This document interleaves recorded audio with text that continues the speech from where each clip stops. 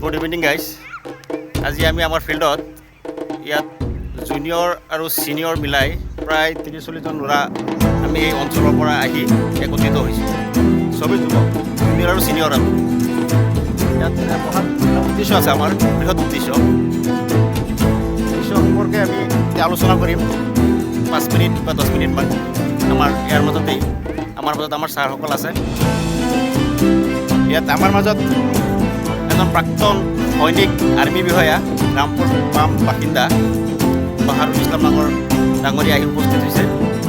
আমাৰ মাজত উপস্থিত আছে NSGৰ এজন কেডাৰ তৈবুৰ ৰহমান ৰামপুৰ সত্ৰ তেখেত চুৰিত আহিছে। আমাৰ মাজত উপস্থিত আছে আমাৰ ইনামুল ডাঙৰীয়া, তেখেত ইণ্ডিয়ান আৰ্মি, তেখেতো চুৰিত আছে বৰ্তমান, আৰু ময়ো আছোঁ। গতিকে এই ল'ৰাকেইজনক আমি মাতিছোঁ আৰু আমাৰ ছিনিয়ৰসকল আছে। পৰিচয়ৰ মাজতে আমি আজি আমাৰ এক্স আৰ্মি বাহাৰুল ভাই ৰিটায়াৰ্ড হৈ আহিছে, 2 বছৰ হৈছে ন, 5 বছৰ হৈ গ'ল। এতিয়াও আমাৰ য়ং হৈ আছে। তেখেতক আমি জুনিয়ৰৰ ফালৰ পৰা এখন ফুলাম গামোচাৰে আদৰণি জনাম আমাৰ ফিল্ডৰ পাৰভেজ আহমেদে।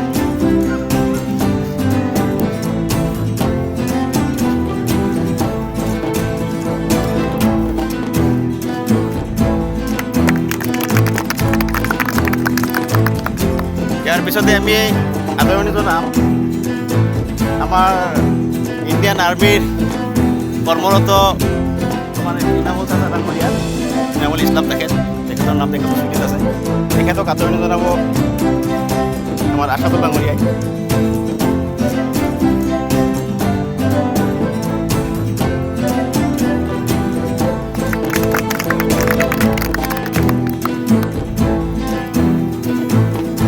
আমি এটা বিষয় আলোচনা কৰিম। বিষয়টো হৈছে আমাৰ এতিয়া SSGৰ আণ্ডাৰত বহুত পষ্ট ওলাইছে, অসম পুলিচৰ আণ্ডাৰত বহুত পষ্ট ওলাইছে। গতিকে আমাৰ এই অঞ্চলত, এই বাটমৰি ফিল্ডখনত যিমান মানুহ মানে আহিব পাৰে, ডিষ্টেঞ্চ কভাৰ কৰিব পাৰে 5 কিলোমিটাৰ 10 কিলোমিটাৰ এৰিয়াৰ, যিসকল আমাৰ গাৰ্জেন আছে বা 18 বছৰৰ পৰা এতিয়া 40লৈকে দিছে না ফৰেষ্টত, 40 বছৰ বয়সলৈকে যিমান ল'ৰা বা ছোৱালী আছে তেওঁলোক ইচ্ছুক হয় ইয়াত আহি আমাৰ ফিল্ডত। এতিয়া আমি আছোঁ, প্লাছ আমাৰ ছিনিয়ৰ বহুত ল'ৰা আছে আমাৰ এক্সপিৰিয়েঞ্চ থকা, তেওঁলোকে ইণ্টাৰভিউ 4-5টা ইণ্টাৰভিউ দিছে, তেওঁলোকৰ লগতো যোগাযোগ কৰিব পাৰিব। আপোনালোকে আহি ইয়াত প্ৰায় চবেই এপ্লাই কৰা না, ইয়াত চবেই এপ্লাই কৰিছে অলৰেডি, আৰু নতুনকৈ 22 তাৰিখৰ পৰা আকৌ বহুত পোষ্টৰ এপ্লাই চলিব। গতিকে চবেই যাতে এপ্লাই কৰিব পাৰে, যিসকল যুৱক যুৱতী আছে। আমাৰ ইয়াত কণ্টেক্ট নম্বৰো আমি দিম, আমাৰ ইয়াৰ মাজত আছে পাৰভেজ আছে, তেওঁৰ কণ্টেক্ট নম্বৰটো আমি দি দিম, তেওঁলোকে যোগাযোগ কৰিব পাৰিব চবেই। আমাৰ মাজত আমি এইখন অঞ্চলত বহুত দিন আগতেই ইয়াৰ আৱাসটো পাইছিলোঁ, ইম্প্ৰেশ্যনটো পাইছিলোঁ। সেইজন ব্যক্তি আমাৰ মাজত ৰিটায়াৰ্ড হৈ আহিছে। এয়া তেখেত কিন্তু আমাৰ গুৰু বাহাৰুল ইছলাম। তেখেতৰ নেতৃত্বত, তেখেতৰ তত্ত্বাৱধানত, তেখেতৰ ইম্প্ৰেশ্যনত আমি প্ৰায় 10-15জন ল'ৰা চাকৰি পাইছোঁ। তেওঁলোকৰ নামকেইটা মই এবাৰ গাই দিছোঁ। আমাৰ ইয়াত আছে তৈবুৰ NSG, ইনামুল আৰ্মি, মই নিজে, প্লাছ মফিদুল ইছলাম তেওঁৰে ককাই, ছাদিকুল ইছলাম চৰকাৰ ৰামপুৰ পাম গড়, Russell Ahmed Batmari, মেহৰাজুল Islam ding, Jahangir Alam জেংগনি, Abu Hanif জেংগনি, Dildar Hussain UB Batmari, আৰু 2 এজন আছে আমাৰ এইবাৰ বৰ্ডাৰ বিদ্যাদাও আছে, আৰু বিদ্যাদাৰ ভাইটি এজন আছে, আৰু বহুত ল'ৰা চাকৰি পাইছে। গতিকে আজি তেওঁলোক ইয়াত আহিছে, ছুটীত আছে যিহেতু, তেওঁলোকে আমাক 2 এষাৰ ক'ব। ছাৰ, এই সম্পৰ্কে আপুনি কি কয়? আপোনাৰ পৰা প্ৰথম জানিব বিচাৰিম। মই এইটোৱে ক'ম, নতুন ল'ৰাবিলাকক মানে কিবা এটা কৰিবৰ কাৰণে কিবা এটা কৰিব লাগিব। ধৰি লোৱা তোমালোকে ৰাতিপুৱা অলপ সোনকালে উঠিবা, উঠি ৰানিং কৰিব লাগিব। ৰানিং কৰাৰ পিছত অলপ ৰিটেন টেষ্টৰ কাৰণে অলপ কৰিব লাগিব। ৰিটেনটো বহুত হাৰ্ড হয়। ৰানিং এক্সিলেণ্ট মাৰিলে ফুল মাৰ্ক পাই যাবা। ছাৰ, আপুনি চাকৰিত কিমান চনত সোমাইছিলে আৰু ৰিটায়াৰ্ড কিমান চনত হৈছিল? মই চাকৰিত 2003 সোমাইছিলোঁ, 2021 ৰিটায়াৰ হৈ আহিছোঁ। আচ্ছা, এতিয়া আপুনি যে চাকৰি কৰি আহিলে, আপোনাৰ এক্সপিৰিয়েঞ্চৰ ফালৰ পৰা আমাৰ এই জুনিয়ৰ যিসকল বাইটি আহিছে বা আকৌ আহিবলগীয়া যিসকল আছে, যিহেতু এটা ৰিক্ৰুটমেণ্ট প্ৰচেছত ইণ্টাৰভিউ চলি আছে আমাৰ অসমত বা ইণ্ডিয়াত, অল ইণ্ডিয়াত, হয় নহয়?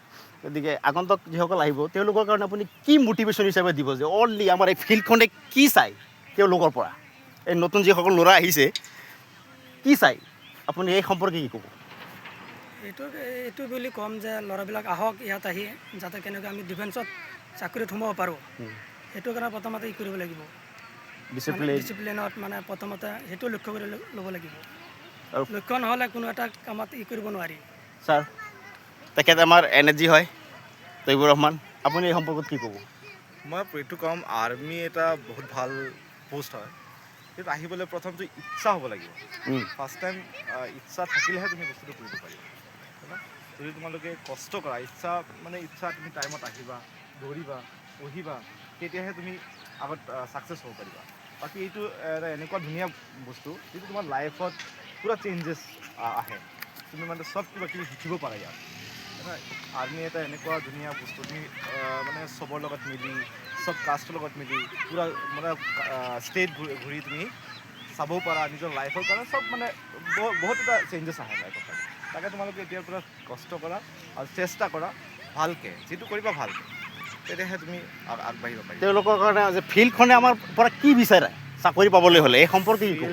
ফিল্ডে তোমাক প্ৰথমেতো পচিনা আৰু কষ্ট তুমি কৰিলেহে তুমি মানে তোমাৰ পচিনা ওলালেহে তুমি এইটো কৰিব পাৰিবা, বস্তুটো এচিভ কৰিব পাৰিবা, ছাকচেছ হ'ব পাৰিব। ছাকচেছ হ'ব পাৰিবা। পচিনা আৰু খুন, ফিল্ডখনেতো বেলেগ একো নাচায়। বাছ এইখিনি। ঠিক আছে গাইজ, আমাৰ মাজত আমাৰ নেশ্যনেল আৰ্মিৰ এজন আছে, তেখেতে কি কয় এওঁলোকক এই সম্পৰ্কে, ফিল্ডখনে কি চাই মই আপোনাক সুধিব বিচাৰিছোঁ। আপোনালোকে এইটোৱে ক'ম, প্ৰথমতো ফৌজৰ কাৰণে ডিচিপ্লিন আৰু টাইমটো মেইনটেনেঞ্চ কৰিব লাগে ভালকৈ। আপোনালোকে আগবেলা আহক আৰু খুন পচিনাকৈ কষ্ট কৰক, এইটোহে মানে ফৌজৰ ডিচিপ্লিন।